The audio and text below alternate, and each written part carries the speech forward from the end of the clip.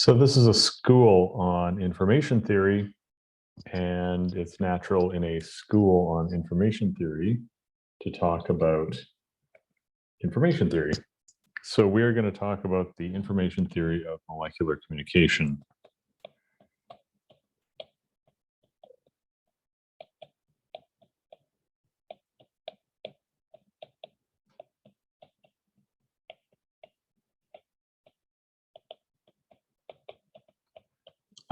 I should be clear that I could structure an entire course around this question of what does information theory look like in molecular communication. So we're just going to scratch the very, very surface of what there is. This is also an active area of research in which there is actually plenty to do, both in terms of analyzing the information theory of molecular communication directly, and in terms of analyzing the information theory of what organisms do when they communicate. So first, let's define what we mean by information theory. So generally speaking, we'll be interested in, this is actually not the only possible interpretation of information theory in terms of molecular communication, but we're generally going to be interested in mutual information.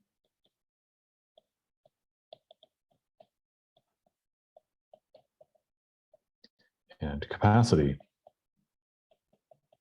And in information theory school, I'm sure no one needs, or everyone is already aware of this, but just so we're all on the same page, I mean Shannon mutual information and the various ways in which that can be composed out of entropy. And generally speaking, we're going to be using this one, where I'm going to say channel inputs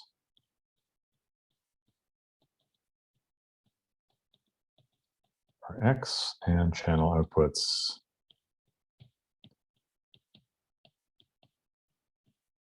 are Y, and these quantities are entropy. This is the entropy of the channel output, marginally, and this is the entropy of the outputs given the inputs.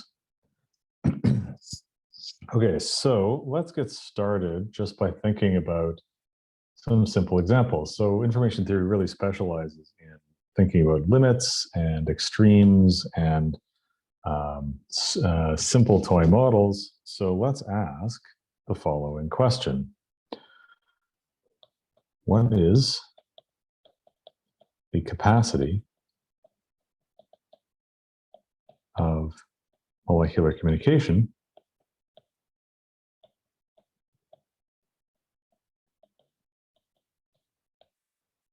in bits per second?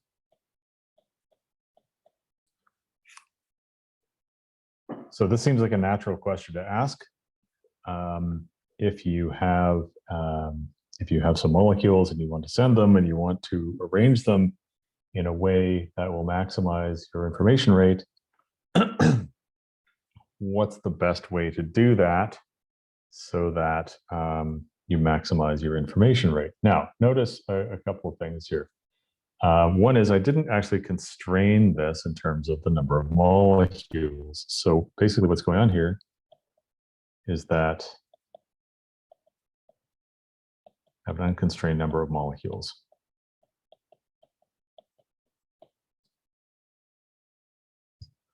It'll turn out that the answer to this question is infinite. And that has to do with the fact that we did not specify a limit on the number of molecules. So to see how this might work, I'll just give you a very quick sketch. You can consult the textbook that I mentioned for a more extensive discussion. But suppose you did the following. So you divide time into, excuse me, let me back up. We have a communication session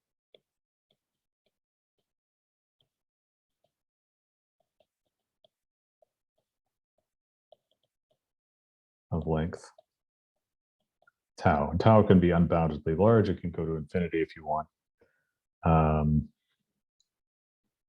The What I'm going to do, or excuse me, I'm going to assume we are using timing. What I'm going to do is I'm going to divide tau into S subintervals. So now we have the following setup. We have time, and here's my communication session from 0 to tau. And what I'm going to do is I'm going to divide this into S subintervals, each of length tau over S. So there are S subintervals. And I'm going to encode this by timing. So what I'm going to do is I'm going to choose one.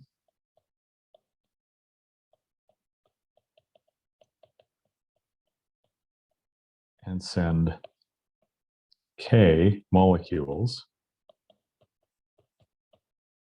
at the beginning of the interval.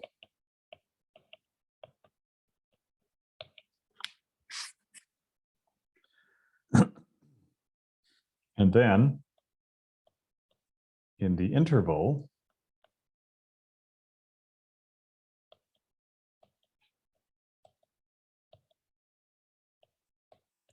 when the first molecule arrives,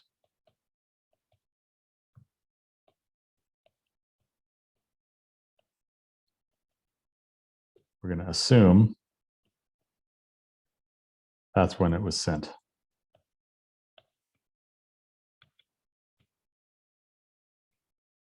So in other words, we have S intervals. So basically we have an S-ary communication scheme. As S becomes very, very large, you can send an arbitrary amount of information in S. So in other words, if these intervals get arbitrarily close together, you can send an arbitrary amount of information per symbol, or excuse me, per interval. Now, again, this argument can be made more formal. But what I'm going to do, let's say I pick this interval and I send K molecules. Now, the larger K gets, the more likely it is that at least one of those molecules will arrive here. And in fact, if K goes to infinity, the probability that one of those molecules will arrive here goes to 1. So in other words, I can have an error-free communication scheme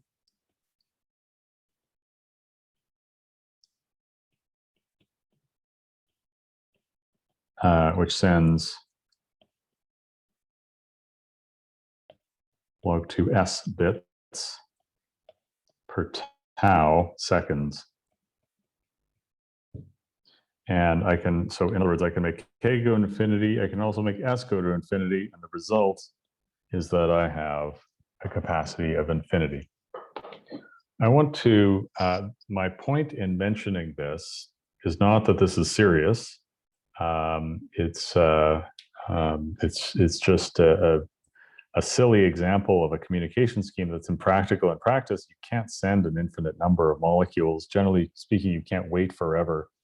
So there's a lot that's wrong with this. My only point here is that you have to pay attention to what the constraints are in order to have a meaningful communication system. In this case, time is constrained. So we're asking to maximize time, but we didn't constrain the number of molecules. You can make the opposite argument as well. It's fairly easy that if you ask what's the number of bits per molecules for unconstrained time, it's also infinite. This is a bit like asking what's the maximum amount of information you can send using a radio, but then not putting a bandwidth constraint on it. There, it's also infinite. Also, it's not very physical. So what I'm going to do, I'm going to show you a couple of examples. So we're going to look at a couple of examples.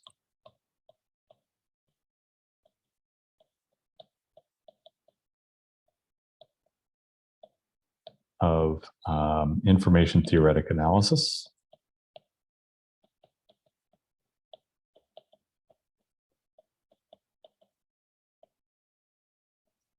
And again, this is very quick. I could spend a semester giving a course on this. I just want to give you a flavor for what this kind of analysis looks like. So let's come back to timing channels. And remember, in timing channels, we said there was additive noise. In other words, we sent a signal. Let's say X is the time a molecule is sent. For simplicity, we're just going to assume that we send one molecule, not multiple molecules.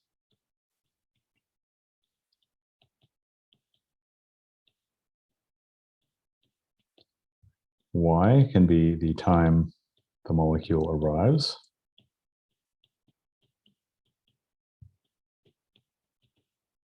And then we have Y equals X plus N, where N is the first arrival time distribution.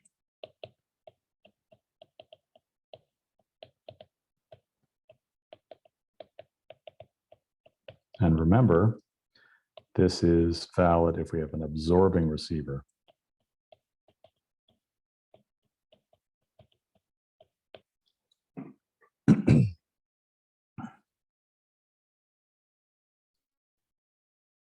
So if we have an additive noise channel and the noise is independent of the signal, and that makes sense, the random walk that the particle takes from the transmitter to the receiver isn't going to depend on when I send it. The medium is statistically stationary. Then we can write the following. Now, for additive noise,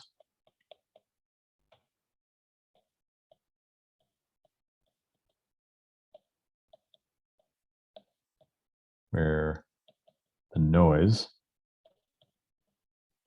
is independent of, is statistically independent of the signal, i.e. X is independent of N, then we have that the entropy, excuse me, let me back up. I want to say two things here. One is that the probability density function of Y, the output, given X is equal to the probability density function of the noise, where I substitute in Y minus X. And it should be clear why that is. It's because Y equals X plus N. If I just take N over to the other side, excuse me, if I take X over to the other side, Y minus X equals N. But if I already know, if I'm saying I know what X is, that's what I'm saying over here. I'm given Y as part of this. So I'm given Y, I'm told what Y is, and I'm assuming I know what X is, then I can take that away and I'm left with N. So in other words, given X, I can subtract that from Y and I get N. As a consequence, you can show this, the conditional entropy of the output given the input is equal to just the entropy of the noise distribution.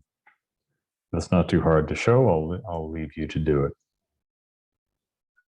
What this means is the mutual information between X and Y is equal to, well, this is true for any noise, for any system at all. But in this case, we can substitute H of N.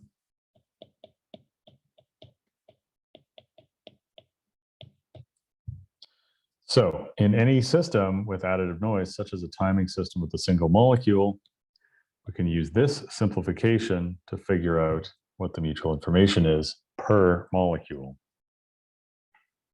So remember, we're sending one molecule. We haven't specified anything about waiting time or anything else, but basically this gives you a mutual information per molecule. And of course, you must subject it to some kind of constraint on time, or else in those terms, it could potentially be infinite. So I would just like to mention that this works for the Levy and the inverse Gaussian distribution for first arrival time. In terms of the Levy, I'm actually not aware if the entropy of the Levy distribution is known in closed form, but I do know that the entropy of the inverse Gaussian distribution is definitely known in closed form. So there is a channel, and we've mentioned it before, the additive inverse Gaussian noise channel, or AIGN, for which you can calculate the mutual information. You can calculate this noise entropy in closed form. Okay, now you might be looking at this and thinking, gee, how would we calculate that? Because h of y is calculated from f of y. So in the AIGN, we know h of n in closed form. I'm just going to assert that it's not known in closed form, and it's because if I was to write out the closed form expression, it would take the entire page. It's actually quite long, so I'm not going to bother writing it, but just know that it is available in the literature in closed form. So now the question is, what about h of y? So I'm interested in both calculating h of y in closed form, and also I'm interested in upper bounding it. So if I can upper bound h of y, then I can calculate capacity. But just plain calculating h of y in closed form, it turns out there is a property of the inverse Gaussian that it is sometimes closed under addition.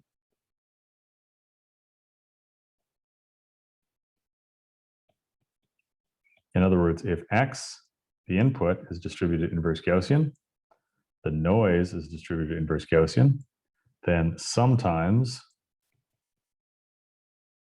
x plus n, which is equal to y, is distributed inverse Gaussian. So if you meet those conditions,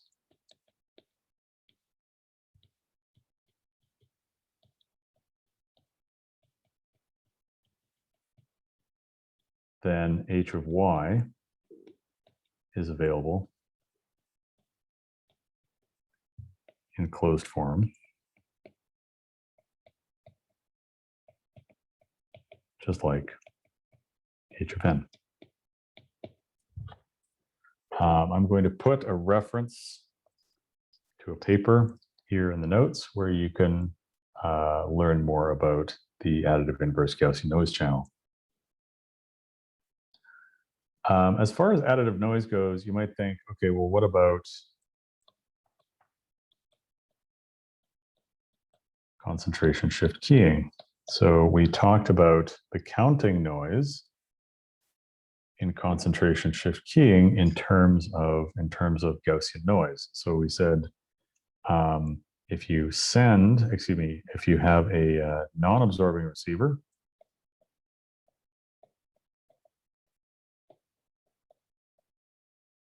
and what you do is you send, so the signal X is to send n molecules, and the signal Y gives you the count of molecules that are within the receiver.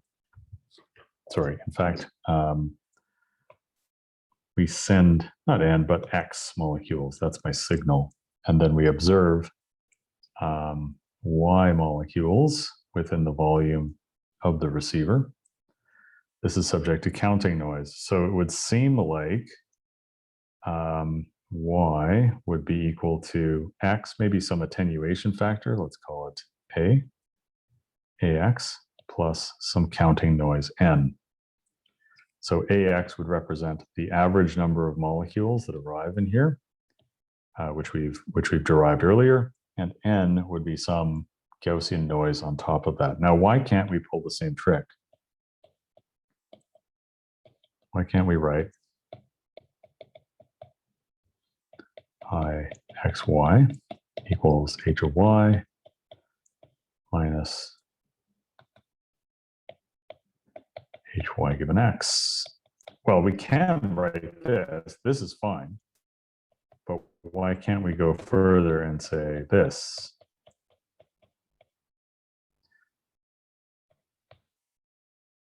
So again, this top one, this is true for any system. This one is not true for CSK. And the reason is because the noise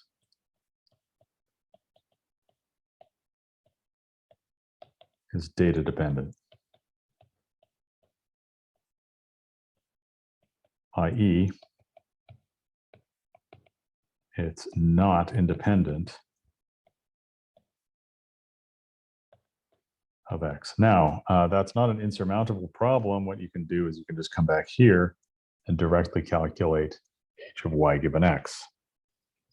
And that's certainly what some people have done when they've analyzed this kind of system. So not a big deal. You can still do this. It's just that you can't simplify it like that.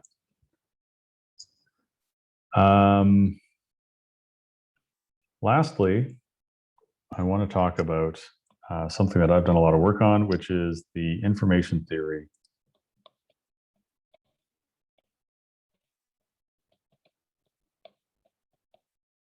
of signal transduction.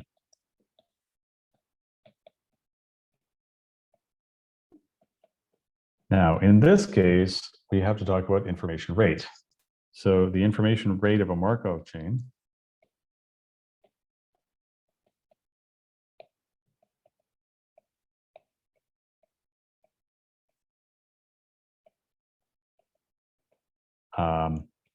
what we have so far is if channel uses are independent,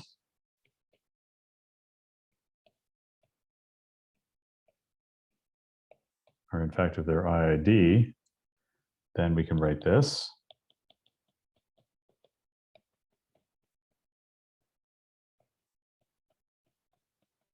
That's fine. But if they're not IID, the information rate, we have to talk about the mutual information between all of the inputs and all of the outputs. And that is equal to, I mean, we can still split it up in the same way. It's just that it has to be all of the inputs and all of the outputs.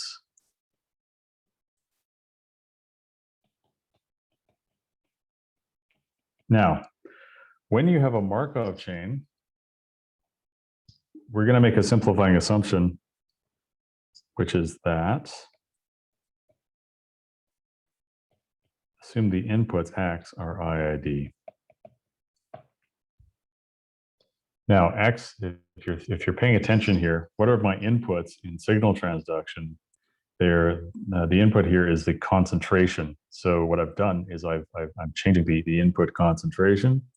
So X is a bit aggressive to assume that concentration is IID, unless your time base is fairly long. In other words, the switching time of the receptor is very, very long compared with compared with how fast the concentration can change. In that case, this assumption is a little more reasonable. But the other reason why we make this assumption is it turns out that it achieves the capacity of this channel. So it's actually not so bad. What I'm actually going to do here, though, is I'm going to take the information rate. In order to do that, I actually divide this by 1 over n. And it can be shown that the mutual information rate, 1 over n, I x from 1 to n, y from 1 to n. Turns out in a Markov chain with IID inputs, you can show this yourself. It's equal to the entropy of yi given yi minus 1. Again, the Markov chain should be stationary, so this should be constant for all I, minus the entropy of yi given xi and yi minus 1. So this is much simpler than that. And I can briefly explain how to get this. Again, this is all a sketch of analysis. So what we're interested in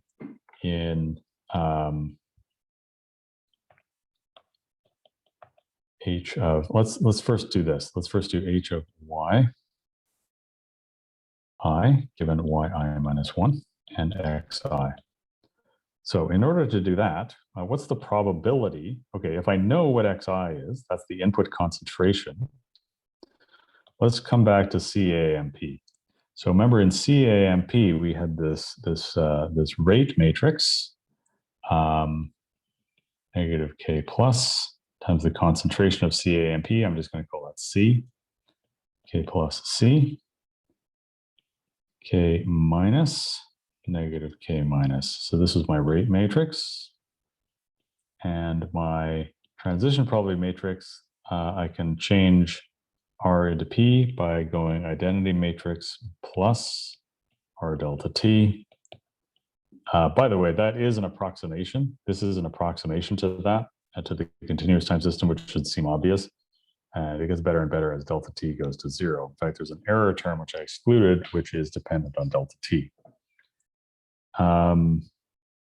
So what I end up with now is 1 minus k plus C delta T, k minus delta T, k plus C delta T, 1 minus k minus delta T. And you can see that the columns now, this is column stochastic, the columns sum to 1. If I know what C is, in fact, why did I call it C? Why don't we call it X? That's much better.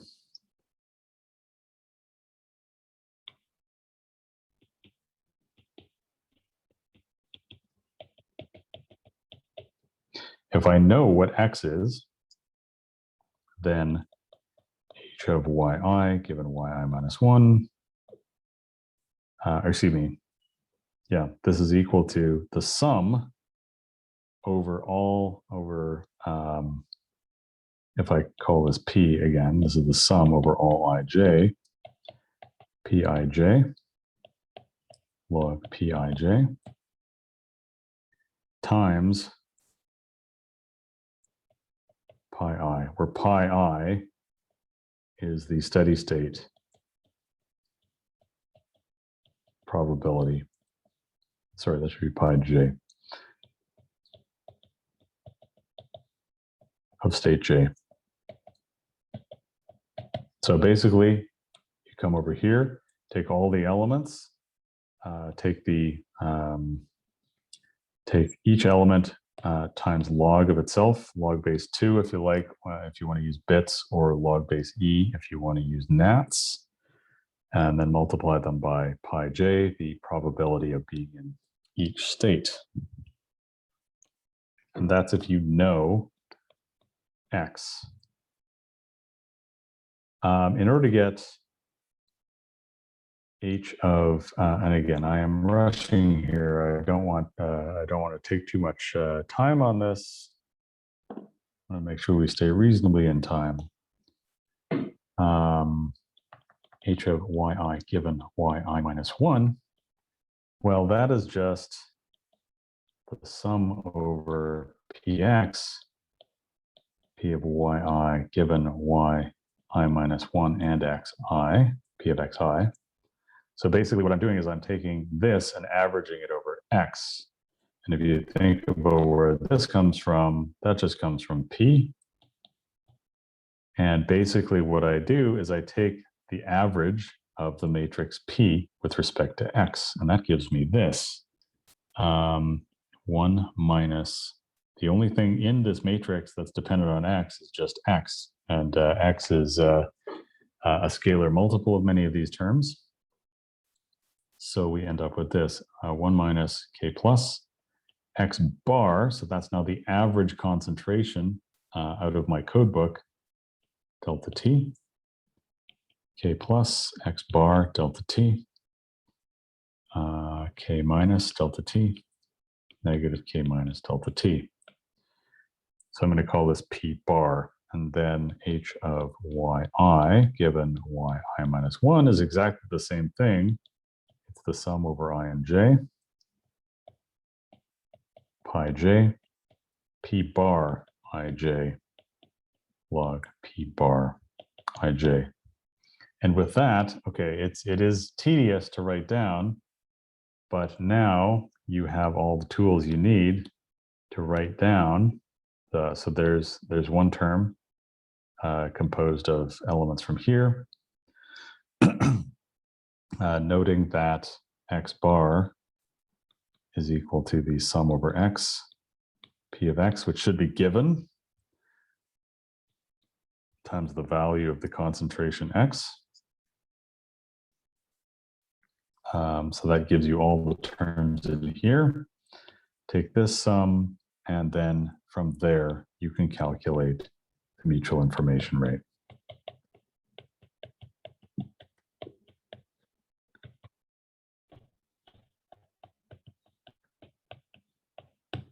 Why is that important? Well, what this does is it lets you calculate the information theoretic capacity of the CAMP receptor. You can tell the maximum possible amount of information that that receptor can transduce. You can then go on from there and calculate, well, if you have a family of receptors, a collection of receptors on the surface of the cell, what's the maximum amount of information that can transduce? And then you can ask the question, what is the amount of information that can be sent from cell to cell? And I'm going to close this lecture here, but the answer can be very surprising.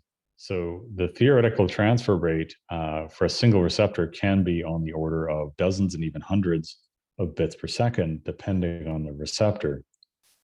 And it turns out I have a result elsewhere that shows that under some circumstances, that number can scale linearly with the number of receptors.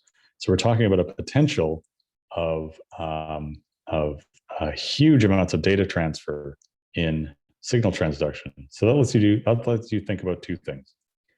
Firstly, it lets you think about how is information being gathered and transmitted and handled between cells, between the cells in your body. It turns out that there's a huge amount of information that's being exchanged. So what's going on with that? How is the body using that information? All of these are very interesting questions.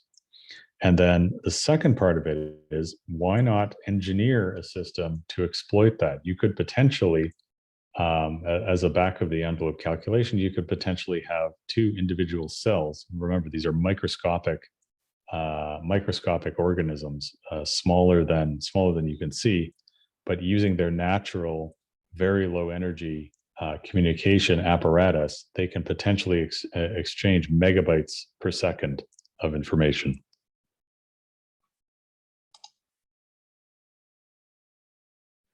And with that, I will close.